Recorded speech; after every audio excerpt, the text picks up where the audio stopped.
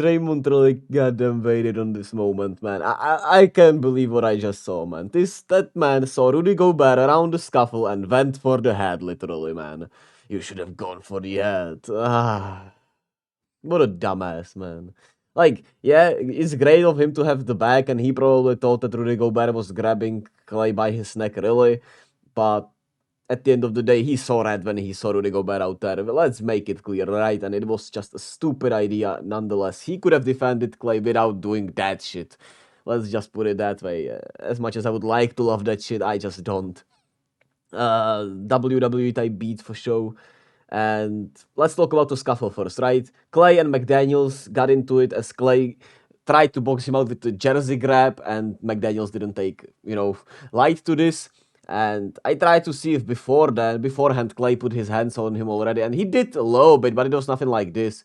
So it probably was not built up from anything before. McDaniels and Klay, of course, were defending each other, and Klay airballed the three-pointer. So I guess, but it's probably just, McDaniels got frustrated with that jersey grab, and it was nothing escalated from anything else.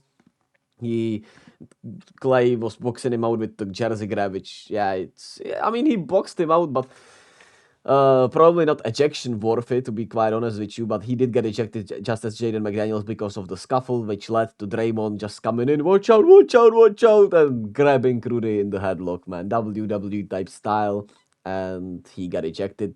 We'll see if he gets suspended. I think he should, at least, a game or two, but I don't know, man. He might get more, of course. Who knows, man? Who knows? This shit is tough. Like, if he just came in there and pushed through the off Klay, I wouldn't have been mad at him.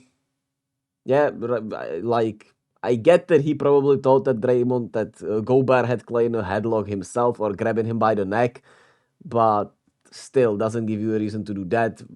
You can come here and push, just take him away, take his hands away or something. I don't know, but I get it. It's in the heat of the moment, and that's who just Draymond is. That's who the Warriors enabled Draymond to be throughout his career. That's what makes him Draymond, I guess. I guess, man.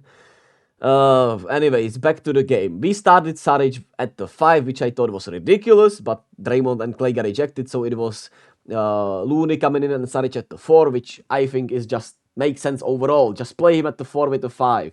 He, as a lone 5, just does not make sense defensively, and that is not enough offense anyway with that. He was great, though. At the 4, he was creating mismatches. He was going at Nas's read head, shooting the ball very well, so that was nice to see from Dario.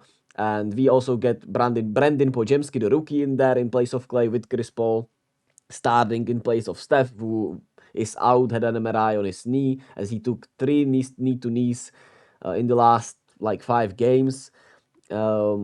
And it did take him out. Hopefully it's not for too long.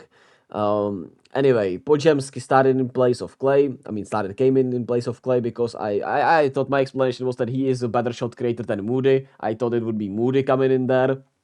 But Podziemski is a better shot creator of his own, and can be there as a point guard. But still, he looked great.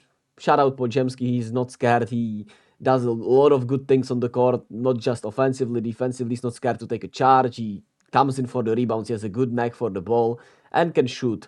In the fourth quarter, he got kinda cold, but he still kept us in this game a little bit and just had a great overall night. Such a shame he could not knock one down in the clutch, because it would have been well deserved. But he's earning himself rotation minutes for sure. Not sure about the strategy with Karl Anthony Towns. We once again left him to cook. Left him out there, sagging off of him. He was biting pump fakes, having wide open three-pointers, and made us pay. At the end, he was the reason we lost probably today, even though it was Mike Conley hitting the dagger after a great pass from Anthony Edwards today. Defensively, we did a good enough job, though. They were not calling as much fouls as they did last game, so Anthony Edwards got very frustrated with that, as he was not getting foul calls, missing layups. So that's what made the game even closer. And it was a great effort by the Warriors. We were up for most of the first 3 quarters, and Podziemski hit the buzzer at the end of the third. We were looking up. And in the fourth quarter, Towns got going. He hit 3 3-pointers. Edwards hit some tough shots. And it was a back and forth game still. But late in the game, Chris Paul was scared to shoot. He was scared to shoot a layup because Rudy Gobert was there, but he still had a good angle on it, and he certainly could have shot it instead of a turnover that led to a point on the other hand, that led to 2 points on the other hand.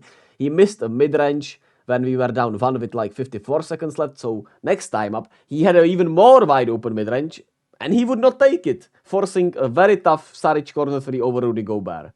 Just very disappointing and concerning regarding Chris Paul, who otherwise looked better, at least offensively. He was just out there, trying to score. I know it's hard for him. He's old. He doesn't have, the easiest time getting to his jumper with his size, but he was not scared to let it fly more. He needs to, we need to let it fly more with the catch and shoots, I would say. Moody needs to let it fly. Chris Paul needs to let it fly. Wiggins, I don't know, man. I don't know about Wiggins. He at least tried shooting himself out of the slump, but he was 4 of 15. Moody himself played just 14 minutes, which I thought was ridiculous. Kuminga played 16 minutes, which I can understand with the way he has played overall, not defending well, being frustrated out there on the court, not shooting the ball at all well. So I get it, but Moody is not making that many mistakes. I guess it is the blow-bys. I know he let somebody blow by him last game, but I thought it happens, right? Even though, yeah, he did let Kyle Anderson drive by him. He's called slow-mo for a reason. So I guess that was the issue today. But we saw a lineup of Corey Joseph and Chris Paul in the fourth quarter. Nothing against Corey Joseph. He was solid when he came in, made 2 3-pointers, did a good all-around job as a point guard. But why the fuck are we having 2 small point guards in there in the fourth quarter? Like, okay, if it was Chris Paul on the bench and you had Corey Joseph in there, I would be like, okay, I get it. He's a point guard. You want a point guard in there. But why the hell is Corey Joseph and Chris Paul in there together with Moody playing 14 minutes? Like, why? Why? Why? Just weird, man. And the minutes, the rotations, the opportunities have just been weird and awkward this season so far to me. Uh, I don't know what to tell you, man. Steve Kerr is just cooking too much, maybe, and maybe too loyal to all his players. Like Wiggins played 27 minutes. He should have played maybe 20 with the way he was shooting the ball. Even though he defended well and rebounded well, I get it. But with the way he's shooting the ball, you might just need to bite the hand and play him 20 minutes, man. Give those 7 minutes to some other young guys. Loon played 32 minutes, but he had a bounce back game. He's been having a rough time himself, but he had a better game today, so I get why he's playing 31 minutes with Draymond out today. Saric, of course, was cooking, so you keep him out there. Podziemski played like 39 minutes. He was great, so I get that, of course. But everyone else besides Podziemski from the 1-2-3 position was not playing that well besides him. So, I don't know. With Steph out, hopefully for not that long, I wanted to see, I want when he's back, I want to see a lineup with Steph of these young guys. We thought Chris Paul would help them, but to me, the Chris Paul pace and Chris Paul slowdown of pace and the pick and rolls with Dario just do not fit the rookies, really. I think that style would maybe fit more if it was Chris Paul, Klay out there, maybe even Wiggins out there with Dario and Trace Jackson Davis or Kevon Looney. And I would very much love to see a lineup of Steph, Moody, Kuminga, Draymond, and Trace Jackson out there, or Looney. I know the shooting is, of course, very questionable, but with the way Draymond has shot it, Moody can shoot it, Steph, of course, is Steph. Like, I would very much rather see that and play an upbeat Warriors tempo with the fast pace of these 5 players than the slower pace. I think this faster pace would fit the rookies way more. Kuminga would be able to get more in transition. Moody would be able to get some easier buckets, hopefully.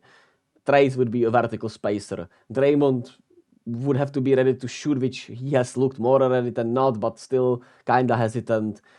I don't know. Just a disappointing loss again. And now we just wait how long will Draymond be suspended for, and if Steph is back in no time, or if he'll miss like 2 weeks, right? He could miss 2 weeks maybe, who knows? So, very disappointing night. As always, be kind to yourself and to others. Hopefully, Warriors figure it out. If not, life goes on, don't you worry, guys. We'll always keep it pushing, and love you all. Peace.